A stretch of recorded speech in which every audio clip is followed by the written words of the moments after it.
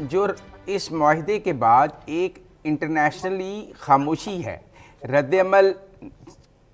کئی ملکوں نے نہیں دیا، گلف کے بیشتر ملکوں نے کوئی رد عمل نہیں دیا سوائے بحرین کے، انٹرنیشنل پاورز نے کوئی رد عمل نہیں دیا، یورپ نے کوئی رد عمل نہیں دیا، چائنا نے کوئی کامنٹ نہیں کیا، یہ خاموشی کیوں ہے؟ میرے خیال میں اتنی بڑی ڈیولپمنٹ ہوئی ہے، اس کو مختلف جو حکومتیں ہیں اس کو جس کو کہتے ہیں ایبزارو کر رہی ہیں، ابھی اس کو اوپر غور کر رہی ہیں اس کی امپلیکیشنز کے اوپر، اور صاحب ظاہر ہے ان کی جو سفارت خانے ہیں وہ بھی ان کو خبریں دے رہے ہوں گے، تو عموماً حکومتوں کو ایک دو دن لگتے ہیں اپنا ویل کنسیڈرڈ ریئیکشن دینے میں، لیکن سوال سب سے بڑا تو یہ ہے کہ یہ جو ہمارے جو 3 ممبر ممالک ہیں اس کے اور خطے کے لیے اس کی امپلیکیشنز کیا ہیں، وہ جو بڑی اچھی ڈیولپمنٹس ہیں اس لحاظ سے کہ یہ جو سعودی عربیہ اور ترکی اور پاکستان کے درمیان اس معاہدے کی وجہ سے آپس میں دفاعی میدان میں تعاون بنانے میں بہت مدد ملے گی۔ دوسرا یہ ہے کہ اس سے کوئی اگر پوٹینشیل اگریسر ہے تو اس کو ایک ڈیٹرنٹ ایفیکٹ ہوگا اس کے اوپر، کہ اس کو پتہ چل یہ لگ جائے گا کہ اگر ایک ملک کے اوپر کسی کوئی ملک حملہ کرتا ہے یا کوئی اس کو نقصان پہنچانے کی کوشش کرے گا تو وہ دوسرے 2 ممالک بھی اس کی مدد پہنچانے کے لیے تیار ہوں گے۔ اور تیسرا جو ہم سمجھ سکتے ہیں کہ جو یہ خطہ ہے پرشین گلف ریجن اور مڈل ایسٹ، اس میں اس دفاعی معاہدے کی وجہ سے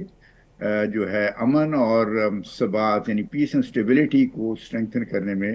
مدد ملے گی۔ اور چوتھی جو چیز ہے وہ یہ ہے کہ جب امن کو فروغ ملے گا،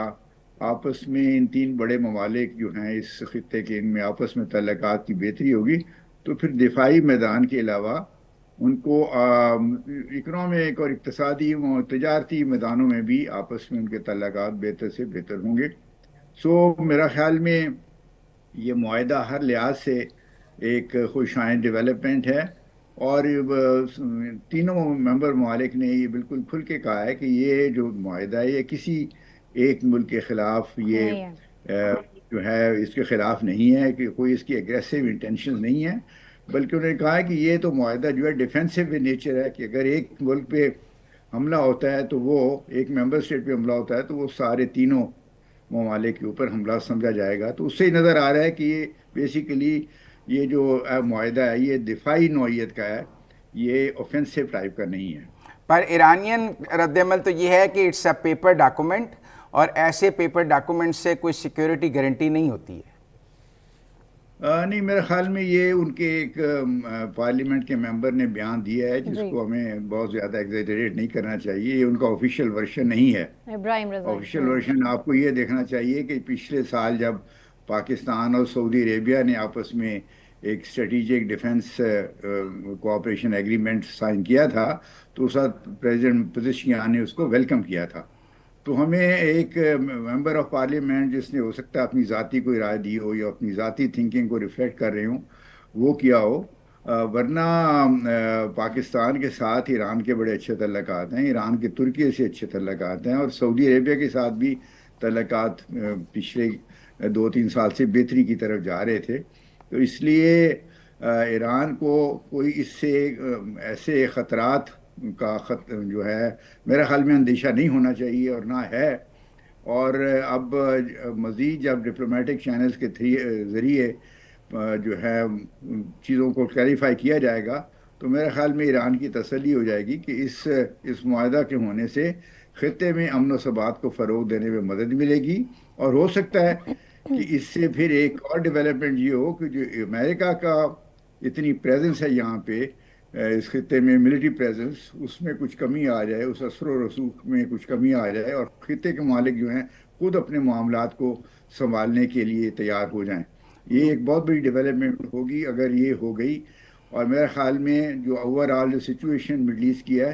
وہ اسی طرف جا رہی ہے، کیونکہ خطے کے مالک نے دیکھ لیا ہے کہ امریکہ جو ہے ان کو وہ سیکیورٹی پرووائڈ نہیں کر سکتا نہیں جس ریلائی کی کر ان سے سکتا۔ توقع تھی، اس لیے ان کو آپس میں جو ہے کوآپریشن بڑھا کے اپنے معاملات کو سنبھالنا ہوگا، اور اس لحاظ سے یہ ایک شروعات ہے، یہ جو ہے 3 ممالک کے درمیان ایگریمنٹ، اور ممبر ممالک نے کہا ہے کہ دوسرے جو خطے کے ممالک ہیں انکلوڈنگ ایران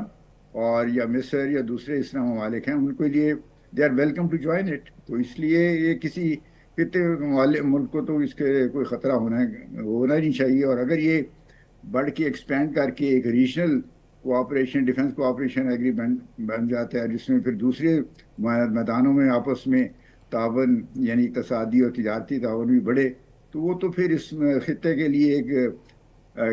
جو ہے نا ایک ڈسٹی اس کی بدل جائے گی، اور خطے میں امن اور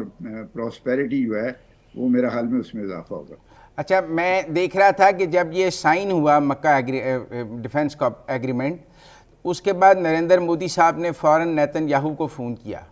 اور دونوں نے آپس میں کوئی 50 منٹ گفتگو کی کہ we are brothers and sisters, ایک ڈیفنس کوآپریشن کے لیے اور اس کے لیے. ہو سکتا ہے انہوں نے اپنی ڈومیسٹک پالیٹکس کو ذرا کرنے کے لیے کہ ہمارے پاس بھی دفاعی اتحادی ہیں، یا آپ دیکھتے ہیں کہ اسرائیل اور انڈیا بھی پھر ان کی اس ساری گفتگو کو نیتن یاہو نے کوٹ ٹویٹ بھی کیا اور دونوں ٹویٹر پہ ایک دوسرے کو بھائی کہہ رہے تھے. تو اس کو آپ کیسے دیکھتے ہیں؟ دیکھیے جی، پچھلے یعنی ریسنٹ پاس میں دیکھا ہے کہ انڈیا اور اسرائیل کی جو روابط ہیں، جو تعلقات ہیں، وہ زیادہ سے زیادہ قریب آتے جا رہے ہیں. آپ کو یاد ہوگا پچھلے چند مہینوں پہلے جو ہے وہ مودی صاحب نے تل ابیب اسرائیل کا دورہ بھی کیا تھا، اور اس میں بھی اپنا جو باہمی تعاون مختلف میدانوں میں بڑھانے کی ایک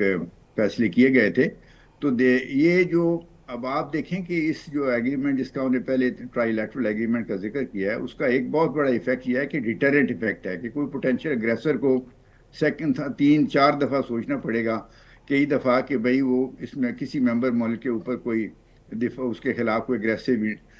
قسم کا کوئی آپریشن کرے یا نہ کرے. تو اس میں انڈیا بھی شامل ہے. اگر خدا نخواستہ انڈیا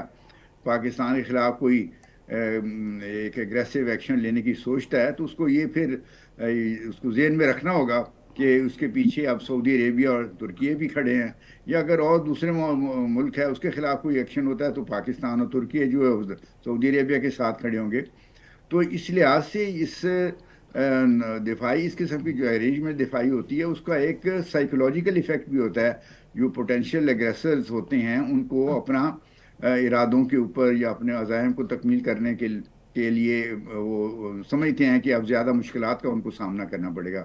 تو یہ تو کوئی حیرانی والی بات نہیں ہے کہ اس ایگریمنٹ سے اس لیے اسرائیل کو بھی بڑی تشویش ہوئی ہوگی اور ہندوستان کو بھی ہوئی ہوگی. ہندوستان کو اس لیے کہ پاکستان کی پوزیشن سیاسی طور پہ، دفاعی طور پہ، اور میں سمجھتا ہوں ایون اقتصادی طور پہ پہلے سے زیادہ مضبوط ہو گئی ہے